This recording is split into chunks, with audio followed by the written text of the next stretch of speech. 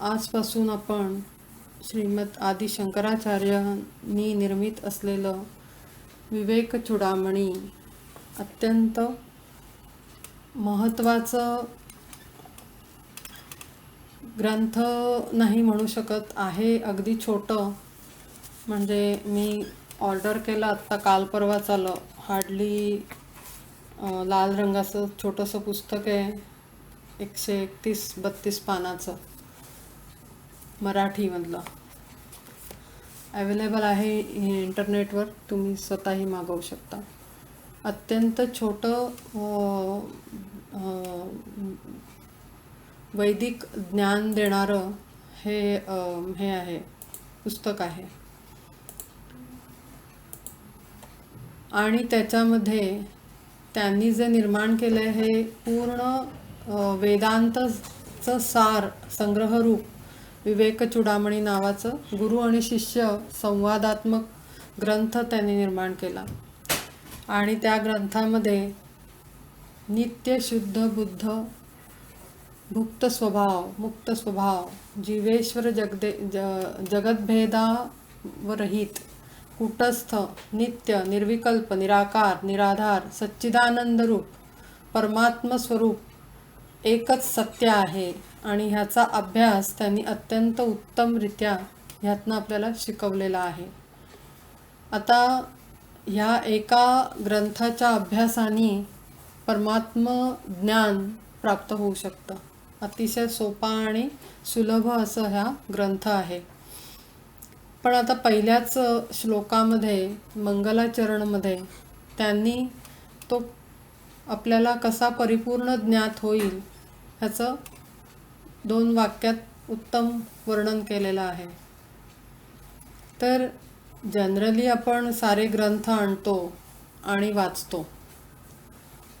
आपल्याला जेव्हा आवड निर्माण होते तेव्हा आपण पुस्तकालयातनं ग्रंथ आणतो आणि वाचतो. पण नुसता ग्रंथाचं वाचन केल्याने ती परमात्म प्राप्ती, ती परमानंद, आत्म्याची ओळख आणि या साऱ्या द्वंद्वातनं आपली मुक्ती होऊ शकते का? तर शक्यता फार कमी येतात ना. कारण पहिले गुरूंची कृपा, गुरूंचं महत्त्व फार आहे. ते गुरूंची कृपा झाल्याशिवाय आणि ग्रंथ ज्यांनी लिहिला आहे त्या सद्गुरूंचे आशीर्वाद आणि कृपा प्राप्त झाल्याशिवाय, मार्गदर्शन मिळाल्याशिवाय आपल्याला खरा त्या ग्रंथाचा उपयोग म्हणा, ज्ञान प्राप्त होत नाही. तर गुरूंचे आशीर्वाद अत्यंत आवश्यक आहेत. कारण आपण जेव्हा ग्रंथ वाचतो तेव्हा आपण आपल्याला आपल्या बुद्धीच्या पातळीप्रमाणे आणि आपल्या ज्ञानाच्या पातळीप्रमाणे आपण त्याचा अर्थ लावतो. आणि त्याच्यामध्ये शक्यता ही असते की आपण चुकीचा अर्थ किंवा वरवर करणी शब्दांपर्यंत असलेला अर्थ आपण घेण्याची शक्यता असते. पण त्यातला जो इनर टीचिंग्स आहे, डीप मिनिंग आहे त्याचं, त्या शब्दांच्या मागे जो अर्थ आहे, परम अर्थ, तो कळणं हे केवळ आणि केवळ गुरुच्या कृपेने आणि त्यांनी तो सोप्या रीतीनं आपल्याला समजावून दिल्यानेच आपल्याला कळू शकतो. असा अभ्यास ग्रंथांचा करायला पाहिजे आणि केला तरच फायदा होऊ शकतो. तर आता पहिल्या मंगलचरणमध्ये पहिल्यात सगळ्यात त्यांनी पहिला श्लोक घेतलेला आहे. सर्व वेदांत सिद्धांत गोचरम तम गोचरम गोविंदम परमानंदम सद्गुरुम प्रणतोस्म्यहम. आता ह्याच्यामध्ये पहिल्या श्लोकामध्ये त्यांनी परमात्म गुरु, जे त्यांचे गुरु आहेत, त्यांना त्यांनी सॅल्युटेशन्स म्हणजे नमन केलेलं आहे आणि त्यांना प्रार्थना केलेली आहे. पहिली त्यांच्या चरणी सॅल्युटेशन टू गॉड अँड गुरु, हे दोन्ही त्याच्यात त्यांनी एकत्र केलेलं आहे. तर आता हा ग्रंथ काय आहे बेसिकली? विवेक चूडामणी. विवेक म्हणजे काय? डिस्क्रिमिनेशन.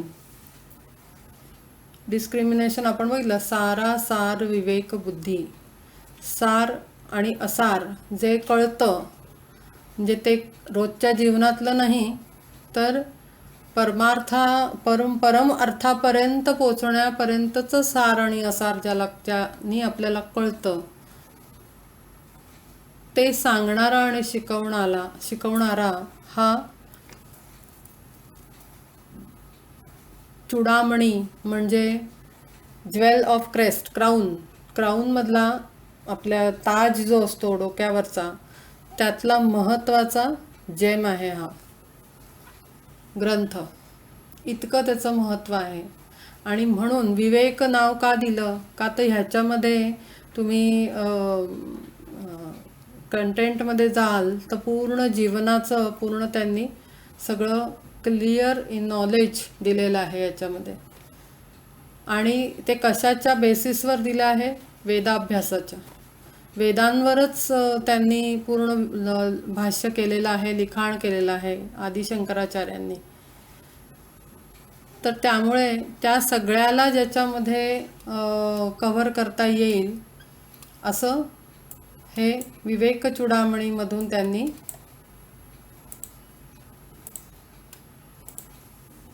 सांगितलेलं आहे आणि आपल्याला शिकवलेलं आहे. तर ह्याच्यामध्ये या पहिल्या श्लोकामध्ये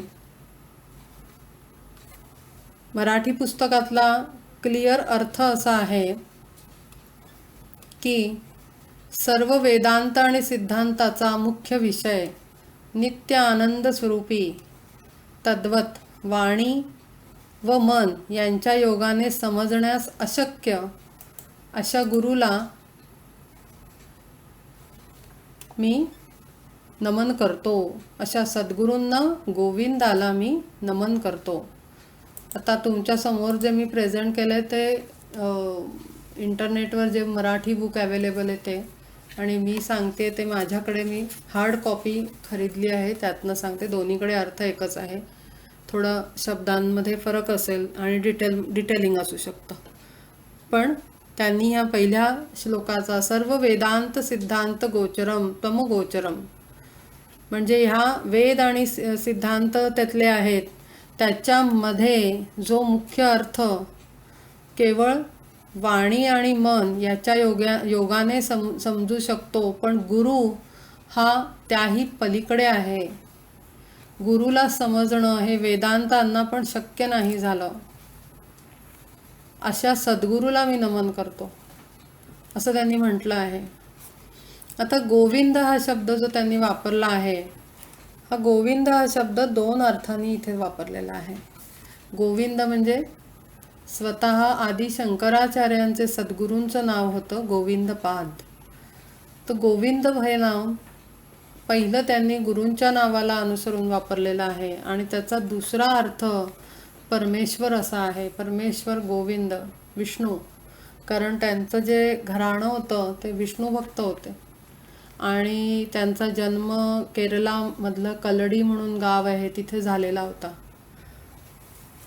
नंबूदरी ब्राह्मण होते ते, त्या घराण्यात जन्म झालेला होता त्यांचा. तर या श्लोकामध्ये त्यांनी दोन्हीला नमन केलेलं आहे. एक आहेत गुरु, जे सद्गुरू आहेत त्यांचे गोविंदपाद, आणि दुसरं परब्रह्म स्वरूप, परमात्मा विष्णू, त्यांना त्यांनी नमस्कार केलेला आहे. आता या पहिल्या श्लोकामध्ये ह्याचा आता हा शाब्दिक अर्थ झाला जो मी आत्ता इथपर्यंत सांगितला तो. आता ह्या श्लोकाला आपण पूर्ण डिटेलमध्ये कसं अभ्यासायचं?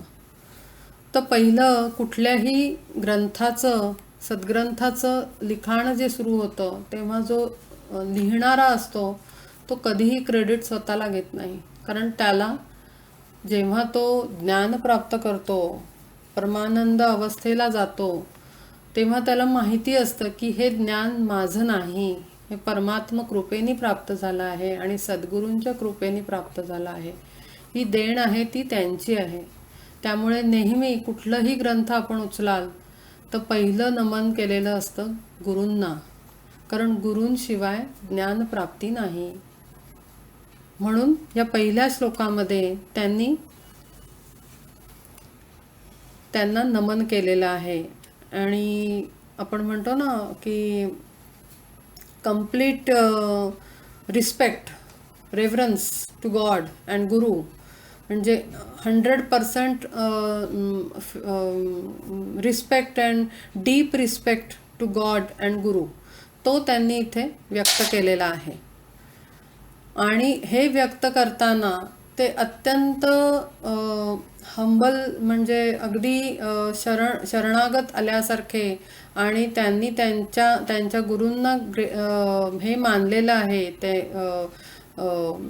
परमात्मा स्वरूप मानून हंबली ते हे लिखाण, हे पहिलं श्लोक ते लिहित आहेत. त्यांचा हंबल ॲटिट्यूड आहे तिथे हे करताना, म्हणजे तिथे अहंकार नाही, सर्वतोपरी शरणागती म्हणतो आपण की ज्ञानाचा अहंकार, इगोसुद्धा तिथे आहे नाही त्यांनी.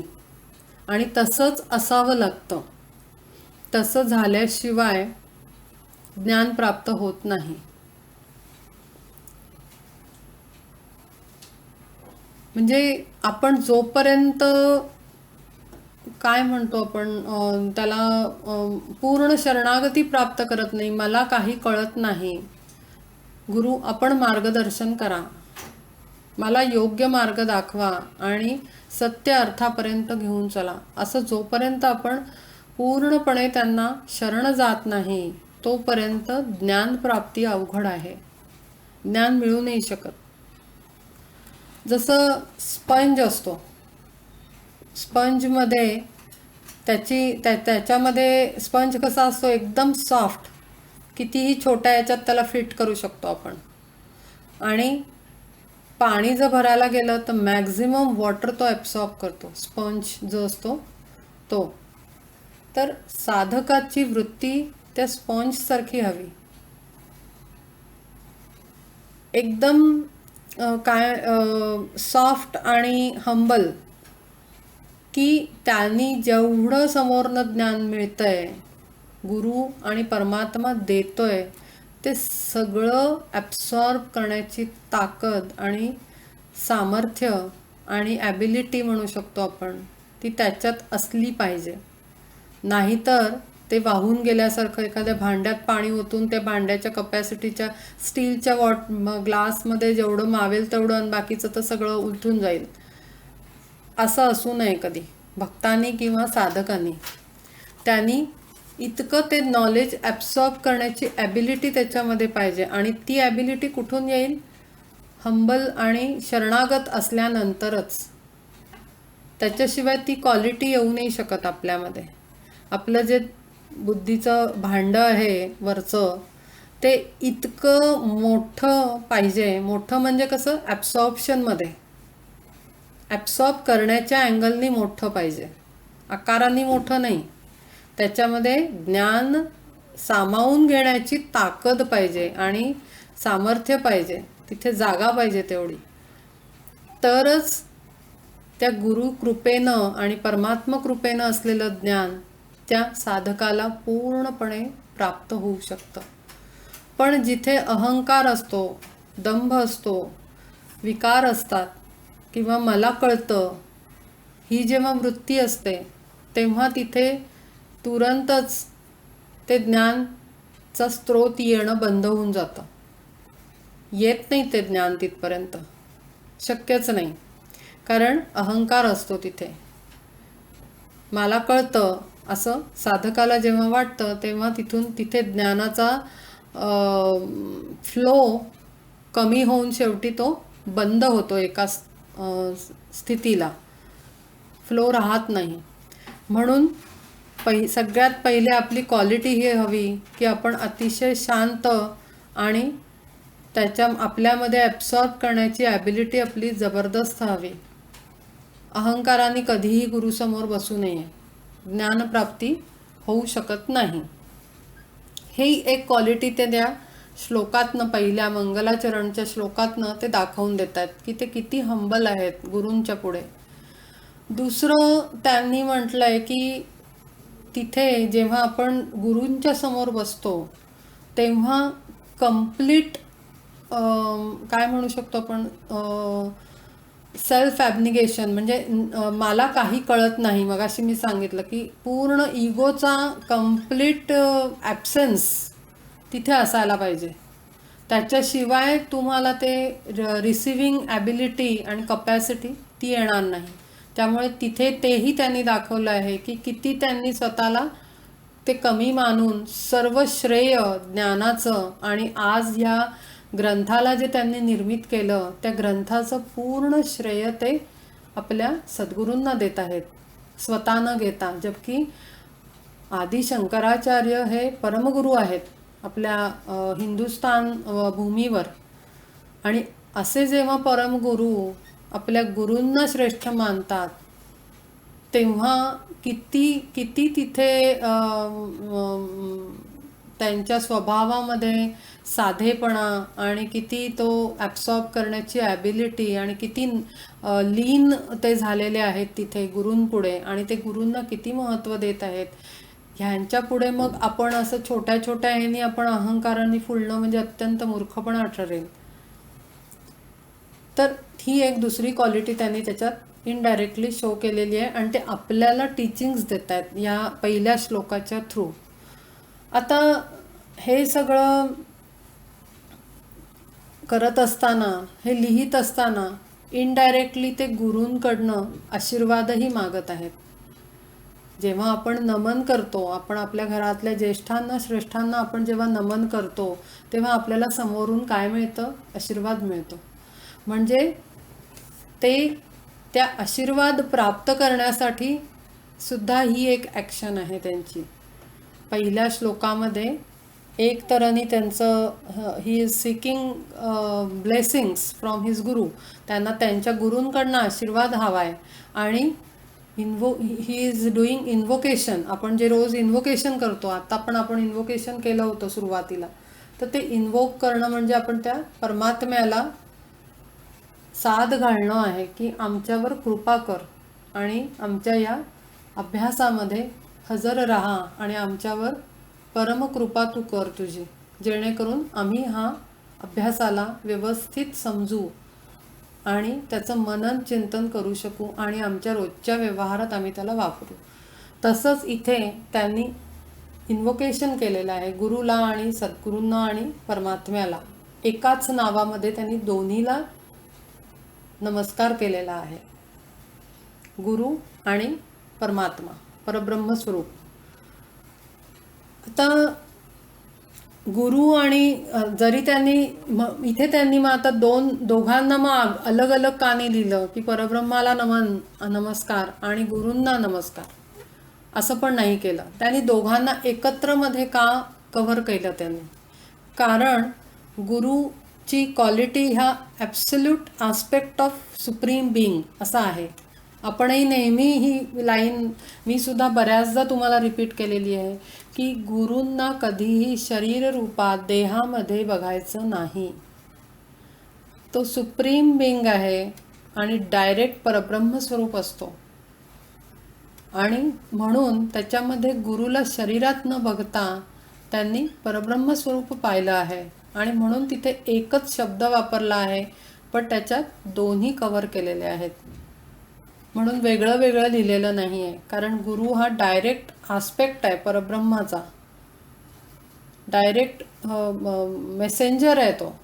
ते करण्यासाठी, कार्य करण्यासाठी त्यानं पाठवलेलं आहे आणि म्हणून तो परब्रह्मस्वरूप आहे गुरु.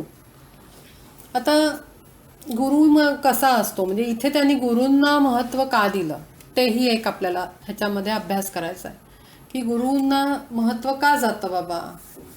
तर पहिले तर गुरु आपला अज्ञान अंधकार दूर करतात. जो आपण अनेक जन्मांपासून डार्कनेस ऑफ इग्नोरन्स म्हणजे अज्ञान, आपण जे घेऊन फिरत असतो अज्ञान, खूप छोट्या छोट्या गोष्टीपासून वरच्या हायर नॉलेजपर्यंत आपल्याकडे खूप अज्ञान किंवा चुकीच्या गोष्टींना आपण फॉलो करत असतो आणि अंडरस्टँड करत असतो. त्याचं actual meaning, real inner teachings कळणं फार अवघड असतं. आणि ते मगाशी सांगितलं मी तसंच ते फक्त आणि फक्त गुरून कृपेनंच मिळू शकतं. इनर टीचिंग्स, त्या प्रत्येक शब्दाच्या मागचा मोठा अर्थ आणि भव्यता त्या शब्दांची, एक एक शब्दाची, ही केवळ आणि केवळ गुरुकृपेने कळू शकते. आणि म्हणून गुरु ग्रेट आहे. सगळ्यात महत्त्व वेदांतामध्ये, आपल्या कलियुगामध्ये, आपल्या पहिल्या प्रत्येक ह्याच्यामध्ये आपण गुरूंचं महत्त्व सतत समजून घेण्याचा प्रयत्न केलेला आहे. कारण ते आपला अज्ञान असा अंधकार आपल्यातला दूर करतात. आणि दुसरं काय करतात? दुसरं त्या आपल्या जीवात्मा म्हणजे आपला इनर सेल्फ जो आहे, रिअल सेल्फ, त्याची परमात्म्याशी भेट घडवून देतात. आपल्या आत्म्याची भेट परमात्म्याशी गुरूंशिवाय होऊ नाही शकत. एकटा काहीही करू शकत नाही आपण. का करू नाही शकत? कारण ही जो प्रकृतीमध्ये आल्यानंतर आपल्याला जे सगळं विकार आणि साऱ्या वासना आणि आपले इंद्रियांचा जोर हा इतका जन्माला आला शरीरात म्हणजे पहिला जो बाहेरचा श्वास आपण घेतो पोटातनं बाहेर येऊन, तेव्हा जो संसर्ग होतो आपल्याला प्रकृतीच्या शक्तीचा, त्यांनी एका क्षणात त्या जीवाला, पोटामध्ये तो सतत प्रार्थना करत असतो, पण बाहेर येऊन पहिला श्वास जर्क जो बसतो, तत्क्षणी त्याची बुद्धी, पहिल्या आठवणी नष्ट होतात, त्या आत्म्याच्या गायब होतात आणि त्याला विसरच पडतो की मी कोण आहे. आणि मग तो सगळा इथे पसारा सुरू होतो. आणि एवढ्या सगळ्या अति शक्तिशाली अशा या अवस्थेमध्ये, म्हणजे शक्तिशाली म्हणजे ही जी मायेचा प्रभाव आहे तो इतका प्रचंड आहे की त्याच्यामध्ये आपण गुरुशिवाय आपली नैया पार नाही होऊ शकत. गुरु हा तो प्रकाश आहे की ज्याला आपण फॉलो करतो आणि तो आपल्याला परमात्म्यापर्यंत, परम अर्थापर्यंत आणि स्वतःची ओळख करून देण्यापर्यंत घेऊन जातो. तो छोटासा लाईट ज्याला आपण कंटिन्युअसली फॉलो करतो, तो आहे गुरु. तर गुरु हे काम करतो आणि म्हणून गुरुचं महत्त्व अत्यंत मोठं आहे आपल्या जीवनामध्ये. कारण तो आपल्या इनर सेल्फ म्हणजे आपल्या सोलला, आपल्या आत्म्याला परमात्म्याशी भेट करवतो, एकरूपता देतो. आता गुरु आपल्याला सगळीकडेच मिळतात. जिथे तिथे आपल्याला गुरु भेटतो. आपल्याला कला शिकायला गुरु भेटतो. शाळेत जातो, आपल्याला टीचर्स असतात, दे आर ऑल्सो गुरु, तेही आपले गुरु आहेत. त्याच्यानंतर आपल्याला वेगळं म्हणजे वाईट सवयी, दारू प्यायला शिकवणाराही गुरुच असतो एका अर्थाने. आजकाल ड्रग्स झालेला आहे, ड्रग्स आपल्याला दिलवणारा पहिला मोठा गुरुच असतो, तो जो कोणी साथी संगती असतो तो. हर तऱ्हेचं ज्ञान, चांगलं आणि वाईट, हे आपल्याला गुरूंकडनं मिळतं. म्हणजे ते एक एक प्रकारचे गुरुच असतात. पण मग ते खरे परमगुरू आहेत का, सद्गुरू आहेत का, आपण त्यांना सद्गुरूंची हे देऊ शकतो का, नाव देऊ शकतो का? तर अजिबात नाही. कारण हे सगळं आपल्याला ज्ञान प्राप्त होतं, त्याच्याने काही आपल्याला आपला जीवनातला अंधकार काही दूर होणार नाही आहे. उलटा आपण अंधकारात आणखीन पुढे जाणार आहोत आणि आपल्या विषय वासनांमध्ये आपण अडकतो या साऱ्या गुरूंमुळे, जे आपल्याला लाईफमध्ये भेटतात, ह्युमन लाईफमध्ये. मग म्हणजे ते काही सद्गुरू नाही झाले. मग आता आपल्याला आपण म्हणतो की आपले माता पिता पण गुरु आहेत आणि घरातले लोक, ज्येष्ठ श्रेष्ठ, तेही गुरु आहेत आपले. पण मग ते आपल्याला काय काय देतात, मानायचं असतं. गुरु आवश्यक आहे, त्यांनाही मानणं. त्याचा अर्थ मी तुम्हाला नंतर सांगेन का त्यांना गुरु मानायचं. तर ते आपल्याला पहिला तर आपल्याला ते फूड देतात. पॅरेंट्स आपल्याला, आई वडील आपल्याला अन्न पाणी देतात, कपडे देतात, शेल्टर देतात, म्हणजे राहायला घर, कपडे वगैरे सगळं. त्याच्यानंतर आपल्याला मेडिसिन पुरवतात, औषध पाणी करतात. आपण जेव्हा परिस्थिती प्राण आपले अगदी ह्यानी आजाराने कंठाशी येतात, तेव्हा आईवडील आपल्याला औषधोपचार करतात. चौथी गोष्ट महत्त्वाची ते आपल्याला देतात, नॉलेज, एज्युकेशन. पण आता या 4 ज्या गोष्टी आपल्याला हे गुरु आपले जीवनातले प्रथम गुरु म्हणजे आई वडील जे देतात ते टेम्पररी आहे. ते काही परमनंट आनंद, परम आनंद आणि पक्का आनंद किंवा आत्म्याची उन्नती हे काही ते करू नाही शकत आपल्याला. कारण ते आपल्याला ब्रेड विनिंग नॉलेज म्हणतो ना आपण, ते म्हणजे नोकरी पैसा कमवण्यासाठी जीवन चालवण्यासाठीचं जे ज्ञान आहे ते त्या टाईपचं आपल्याला ते सहाय्य करतात. पण त्यातून आपली आत्म्याची उन्नती आणि जन्माचा अर्थ सार्थकी लागत नाही. पण सद्गुरू ते काम करतात. सद्गुरू आपल्याला पराविद्या, परमात्मविद्या, हायर नॉलेज आपल्याला देतात. त्यांच्याशिवाय ते कोणीच देत नाही. पराविद्या म्हणजे जे ब्रह्मविद्या आहे, ब्रह्मविद्या म्हणजे गुप्तविद्या, ती सगळीकडे अशी वरवर चर्चा केली जात नाही आणि तेच वेदांतांमध्ये सांगितलेलं आहे. ती पराविद्या, ब्रह्मविद्येचं ज्ञान आपल्याला गुरु देतात. आणि ते असं ज्ञान असतं की ते आपल्या अनंत जीवनाचं बंधनं नष्ट करतात. आपले जे बॉन्डेजेस असतात लाईफमधले आणि पास्ट लाईफमधले, ह्याच जीवनातले नाही, पूर्वजन्मांमधले सुद्धा बंधनं आपली दूर करतात. प्लस ते हे कसं देतात आपल्याला कंडिशन असते का त्याची, की तुम्ही हे करा तर मी तुम्हाला हे ज्ञान देतो? नाही. Unconditional work they do. गुरु जे असतात त्यांची काहीही कंडिशन नसते. ते फक्त भांडं बघतात समोरचं, किती ॲब्सॉर्ब करण्याची ताकद आहे या शिष्यामध्ये, या बाळामध्ये, आणि त्याला ते अथांग नॉलेज, इतकं जास्त ज्ञान ते अगदी दालन खुलं करतात आपल्या शिष्यासमोर, आपल्या भक्तासमोर, आपल्या साधकासमोर. हे नॉलेज आहे ते आत्म्याची परमात्म्याशी भेट करवून देतं. असं ते नॉलेज आहे, पराविद्या, ब्रह्मविद्या. हे काही आपल्याला आई वडील किंवा इतर कोणाकडूनही मिळत नाही. आणि हे नुसतं आपली बंधनं दूर नाही करत जीवनातली, तर ते आपण जी पापं केलेली असतात, ऑब्व्हियसली आपण म्हणजे सगळ्यांकडनंच होतं. पापकर्म प्रत्येक जीवाकडनं झालेलं असतं, अनंत जन्मांमध्ये असतं. तर ते पापकर्मसुद्धा छोटे जे ब्लॉकेजेस आहेत आपल्या एनर्जीतले पापकर्मानी झालेले, ते सुद्धा दूर करतात, ते गायब करतात. कधी कधी इतकं पण बघितलं पण आहे मी, माझ्या गुरूंना बघितलेलं आहे की कोणाचा तरी आजार घ्यायचं, ते कोणाचा तरी कफ वगैरे घेतला त्यांनी काढून आणि त्या भक्ताला आराम दिला आणि स्वतःला त्यांना ॲडमिट होईपर्यंत इन्फेक्शन झालं कफाचं. तर गुरु असं काढूनही घेतात, असे सद्गुरू आहेत. तर ते इतकं आपल्याला रिलीज करतात एवढ्या सगळ्या ह्याच्यातनं, आणि तो असतो सद्गुरू.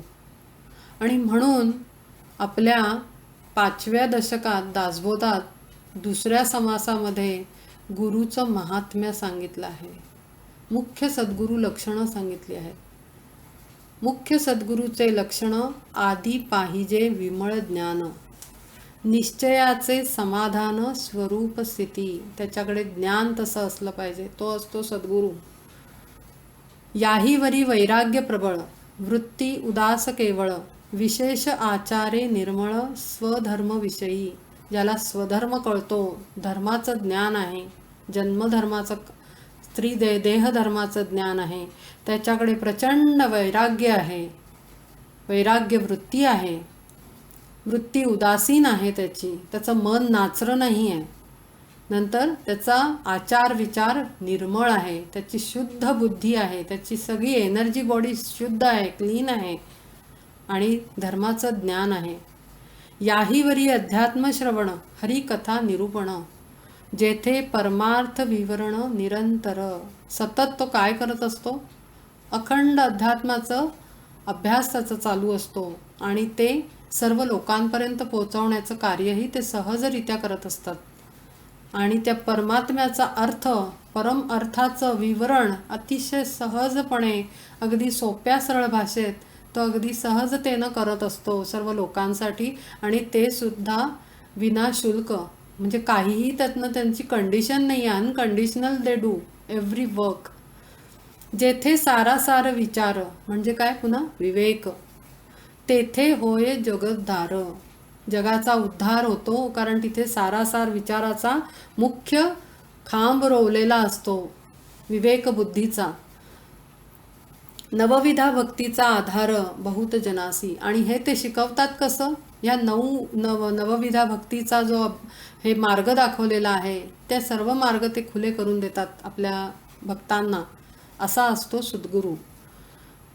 जेथे प्रतिष्ठिले साधन, हे सद्गुरूंचे लक्षण श्रोती ओळखावे. असा तुम्ही सद्गुरू बघा की ह्याच्यामध्ये हे सारी लक्षणं असली पाहिजेत, नाहीतर तो सद्गुरू नाही. अंतरी शुद्ध ब्रह्मज्ञान, बाह्य निष्ठेचे भजन, तेथे बहुभक्तजन विश्राम पावती. इतकं सुंदर त्यांचं शुद्ध अंतःकरण, ब्रह्मज्ञानाचा उत्तम अभ्यास आणि प्रॅक्टिकल नॉलेज. नुसता अभ्यास नाही, ग्रंथांचं वाचन करून नाही केलेला, त्यांना अनुभवही असतो, अनुभूती असते. आणि सहजतेने तिथे सर्व भक्तगण आणि श्रोतेगण, त्यांना आत्म्याला विश्रांती मिळू शकते, आत्म्याची घालमेल जाते, भीती जाते, चिंता जातात. अशी जागा आहे सद्गुरुस्थान. असं आपल्या चक्क दासबोधात इतकं उत्तम विवरण केलेलं आहे सद्गुरू कसा असावा. आणि असे ते गुरु आहेत, गोविंद पूज्यपाद जे आहेत ते तसे आहेत. आणि त्याचा त्यांना अभिमान आहे की या गुरूंमुळे, ज्यांना विवरण करणं सुद्धा कठीण आहे, ज्यांना वेदांना सुद्धा ते जमलं नाही, असे माझे गुरु, त्यांना मी नमन करतो, असं त्यांना इथे म्हणायचं आहे. आता ह्याच्यामध्ये आपण जेव्हा सांगत असतो, आता हे आपण नेहमी म्हणताना म्हणतो मातृदेवो भव, पितृदेवो भव, आचार्य देवो भव. टीचर्सना सुद्धा गुरु माना, म्हणून आपण गुरु पौर्णिमा असते तेव्हा टीचर्सना पण आपण मेसेज देतो. पण हे सगळे आपल्याला काय देतात तर व्यवहारातलं ज्ञान. बरं, मग त्यांना मग आपण मग काय इन्सर्टिंग, मग आता आज आपल्याला कळलं की अरे श्रेष्ठ गुरु तर परमगुरू असतो, जो सद्गुरू आहे, मग त्यांचं महत्त्व कमी होतं का? तर नाही, ती हिरार्की आहे, ती एक एक पायरी आहे. जेव्हा आपण जन्माला येतो तेव्हा आई ही गुरु असते. आई वडील हे आपले पहिले गुरु असतात. ते आपल्याला चालायला बोलायला शिकवतात, भाषा शिकवतात, आचार विचारांचं ज्ञान देतात. म्हणून आई वडीलही श्रेष्ठ गुरु आहेत. पहिले जन्मानंतर पहिले भेटतात. आणि मग त्याच्यानंतर 4-5 वर्षाचं झाल्यानंतर मूल जातं शाळेमध्ये. म्हणून आचार्य देवो भव, म्हणून टीचर्सना गुरु मानलं आहे, कारण तिथे आपल्याला विविध विषयांचं ज्ञान मिळतं. अखंड ज्ञानाचं दालन आपल्याला ओपन होतं. आणि म्हणून आचार्य देवो भव, आचार्य सुद्धा आपले गुरु आहेत, परमात्मा आहे आपल्यासाठी. गुरु टीचर्स सुद्धा आपले इतके आपल्याला वंदनीय असले पाहिजेत आणि असतात. पण हे सगळं केल्यानंतर एक स्टेज येते परब्रह्म स्वरूपाची ओळख, मुमुक्षु अवस्थेमध्ये पासून पुढे. आणि तिथे आपल्याला सद्गुरूंची काहीतरी वेगळी हे आहे हे कळायला लागतं की अरे हे सगळं नॉलेज मला व्यवहारातलं मिळालं, पण आता मी कोण, याची ओळख कोण मला करून देईल आणि त्याचा खरा अर्थ मला कोण सांगेल. की चला ठीक आहे, मी आत्मा आहे, कोणीतरी कुठेतरी ऐकलं, ऑडिओ व्हिडिओमध्ये कुठेतरी ऐकलं आत्मा आहे, बट व्हॉट इज आत्मन, आत्मा काय आहे, मग हे शरीर काय आहे, म्हणजे नक्की याच्यातलं खरं कोण आहे आणि खोटं कोण आहे, विवेक ते सांगणारा. मग खोटं खोटं काय आहे आणि खरं खरं काय आहे, आणि मग खोट्याची तरी आवश्यकता काय आहे, या शरीराची मग आत्म्याला का आवश्यकता आहे. आणि मग जायचंच आहे तर मग शरीर घेऊन आलोच कशाला. असे कितीतरी प्रश्न निर्माण होतात आणि मग तिथे जो विवेक आहे तो शिकवतो तो सद्गुरू, जो परब्रह्म स्वरूप आहे, ऑलरेडी परमात्म्याचा प्रकाश आहे, डायरेक्ट आहे, ज्योती आहे, परमज्योती आहे, असा तो सद्गुरू, असं त्यांना इथे सांगायचं आहे, जो स्वतः कंप्लीट ब्लेसफुल आहे. गुरु हा सद्गुरू जो आहे तो कसा म्हणलाय त्यांनी, आता इथे म्हटलंय की परमानंद, जो अखंड आनंद स्वरूप आहे, असा तो असे ते माझे गुरु गोविंदपाद. गोविंदम परमानंदम सद्गुरू प्रणतोस्म्यहम. म्हणजे तो सद्गुरू साधी नाहीत माझे, अत्यंत ब्लिसफुल अवस्थेत, कम्प्लीट ब्लिसमध्ये असणारे, परम आनंदात संचार करणारे आणि इन्फिनिट जॉय, हॅपीनेस सतत. म्हणजे आता आपल्याला असे गुरु, म्हणजे एखादा गुरु असतो तो स्वतःच त्रासिक होत असेल, चिडचिड करत असेल, तर मग तो सद्गुरू नाही झाला. अखंड आनंद. म्हणून मागे एकदा मी माझ्या वाचण्यात आलं होतं, ते मी तुम्हाला शेअर केलं होतं की ज्ञान किती आहे हे भाषेतनं आणि चेहऱ्यावरनं कळतं, नजरेतनं आणि भाषेतनं कळतं की समोरच्या व्यक्तीला ज्ञान किती आहे. कारण नजर म्हणजे डोळे, डोळे हे पलीकडे पाहणारे होतात. म्हणजे काय की दिव्यता येते, दिव्य दृष्टी येते डोळ्यांमध्ये, आणि आपले स्थूल डोळ्यांनी, स्थूल दृष्टीनं न पाहता तो गुरु दिव्य दृष्टीनं अंतर्बाह्य पाहत असतो, पूर्वजन्माचं बघत असतो, आत्ताचं बघत असतो, वर्तमान, आणि त्याला भविष्यही दिसत असतं, आणि म्हणून त्याच्याकडे ती दिव्य दृष्टी असते. तो साध्या डोळ्यांनी बघत नाही, आणि म्हणून त्यांचे विचार आणि विषयांच्या पलीकडे असलेले डोळे असतात. ते आपल्या असा भक्त आला तर ते कसं त्याचं शरीर बघत नाही, कपडे काय घातलेत, बाई आहे का माणूस आहे, हे ह्याच्याकडे त्यांची ती नजर नसते, आणि म्हणून नजरेतनं गुरु समजू शकतो गुरु काय आहेत. आपण योग्य गुरूंच्या पायाशी आलो आहोत की नाही हे केवळ डोळ्यातनं कळू शकतं, आणि तोंड उघडल्यानंतर भाषेतून. या दोन गोष्टी उत्तम गुरुची पारख आपल्याला देऊ शकतात. आणि म्हणून जो परमगुरू आहे, जो त्यांचा सद्गुरू आहे, तो कसा आहे, अखंड परमानंदात असलेला, कंटिन्युअस कंप्लीट ब्लिस आणि हॅपीनेस, जॉय. जेव्हा आता गंमत आहे की आपण आध्यात्मिक हे करत असतो, आपल्या आता सुरू होतं, म्हणजे आता जसा आपण सगळे आहोत, आपण प्रपंचात पण आहोत आणि आपण आध्यात्मिक अभ्यासही करत आहोत, परमार्थिक आपले डेव्हलपमेंट चालू आहे, आत्म्याची उन्नतीकडे आपण आहोत प्रवासामध्ये. तर मग आपली चिडचिड होते की घरातले मग आपल्या मनाप्रमाणे नाही झालं, की आता मला वाचायला बसायचं होतं, आता मध्येच हे आले, मग चहा मागितला घरातल्यांनी, मग मुलं आली, मग पाहुणेच आले, किंवा काहीही, मग आपण चिडतो. गुरु असा कधीही चिडत नाही. का बरं? का नाही चिडत? कारण आपल्याला त्या आर्टिफिशियल कनेक्शनची जरूरत असते. म्हणजे आपण बसणार, मग आपण वाचणार, आणि मग आपण कनेक्ट होणार त्या परमात्म्याशी. पण गुरु कसा आहे, अखंड कनेक्शनमध्ये, सच्चित आनंद स्वरूप, शिवोहम शिवोहम असा असलेला तो सद्गुरू, त्याला म्हणून चिडचिड होत नाही. आता माझे गुरु घरी यायचे, ते कंटिन्युअस 12 महिने ट्रॅव्हलिंगमध्ये असायचे. जनार्दन स्वामी खेर, ते कंटिन्युअस प्रवासात असायचे. मग आता खरं तर जो गुरुस्थानी असलेली व्यक्ती असते त्याला अखंड परमानंदात राहायला आवडतं. मग त्यांची चिडचिड नसेल होत का? म्हणजे व्हायला पाहिजे मग आपल्या दृष्टीनं आपण बघितलं तर. पण किती लोक भक्त जाऊन बसतात, रात्री 12-12 पर्यंत बसणार, मग अडचणी विचारणार, मग ते सांगत राहणार, मार्गदर्शन करणार, त्याच्यावर कृपा करणार, सगळं ते करत असतात. मग त्यांना त्यापेक्षा अरे जा तुम्ही सगळे, मी आपलं नाव घेतो भगवंताचं, असं कधी आपल्याला गुरु दिसत नाहीत. का? तर ते परमानंदात असतात, अखंड सच्चित आनंद स्वरूप असतात. त्यांना वेगळ्या कनेक्शनची आवश्यकता नाही, ते एकरूप झालेले आहेत, आणि म्हणून ते परब्रह्म स्वरूप असलेला सद्गुरू आहे. असा हा सद्गुरू, त्याला मी नमन करतो, असं त्यांनी या पहिल्या श्लोकात म्हटलेलं आहे. तर आता या पहिल्या मंगलाचरणाच्या श्लोकांनी आपण अर्थ समजून घेतला की पहिली सुरुवात कशी केली आहे ह्याच्यामध्ये. सर्व वेदांत सिद्धांत गोचरम तम गोचरम गोविंदम परमानंदम सद्गुरुं प्रणतोस्म्यहम. त्या सद्गुरूंना मी प्रणाम वंदन करीत आहे, जे ह्या साऱ्या क्वालिटीजनी परिपूर्ण आहेत. असे त्या सद्गुरूंची कृपा मला प्राप्त झाली आहे आणि म्हणून मी हा विवेक चूडामणीसारखा उत्तम ग्रंथ सर्व लोकांसाठी निर्माण करत आहे त्यांच्या कृपेमुळे.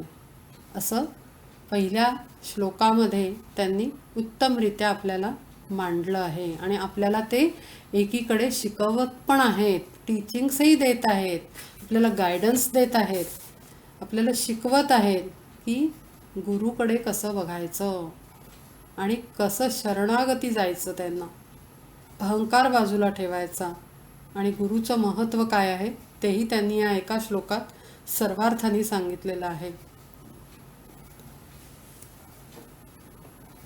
श्री गुरुदेव दत्त, श्री गुरुदेव दत्त, श्री गुरुदेव दत्त.